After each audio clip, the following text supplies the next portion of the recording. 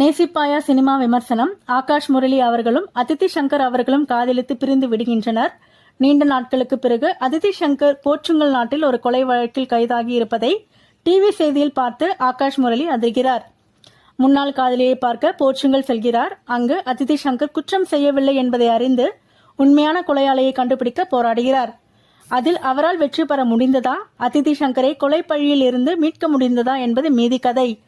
உயர்ந்த உருவம், கட்டுமஸ்தான உடற்கட்டு கச்சிதமாக இருக்கிறார் ஆகாஷ் முரளி. காதலுக்காக அவர் எடுக்கும் முயற்சிகள் அனைத்தும் கதாபாத்திரத்திற்கு நியாயம் சேர்க்கிறது.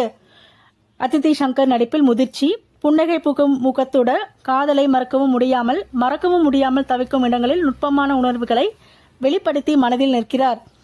ஆகாஷ் முரளி ஜெயிலில் தன்னை பார்க்க விடக்கூடாது என்று மறைந்து நின்று கலங்கும் போது பரிதாபத்தை அள்ளுகிறார். செல்வந்தராக வரும் சரத்குமார் அவர்கள் அழுத்தமான உடல் மொழியால் கதாபாத்திரத்துக்கு கம்பீரம் சேர்க்கிறார். பிரபு, ராஜா, குஷ்பு, கல்கி கோச்சலின் உள்பட அனைவரும் கேரக்டருக்கு பெருமை சேர்க்கும் ரகம். கொலை பழிக்கு நியாயம் தேட பள்ளி குழந்தைகளை பிணை கைதியாக்குவது நெருடல். யுவன் சங்கர் ராஜா அவர்கள் இசையில் பாடல்களும் பின்னணி இசையும் கதைக்கு வலு சேர்த்துள்ளது.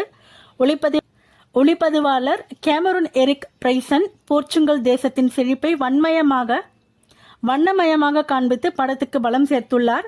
ஆக்ஷன் காட்சிகளை ஹாலிவுட்டுக்கு நிகராக படமாக்கி இருப்பது சிறப்பு. காதலின் வலிமையை வெகுஜன மக்கள் ரசிக்கும்படி பிரம்மாண்டமாக சொல்லியுள்ளார் இயக்குனர் விஷ்ணுவர்தன் அவர்கள்.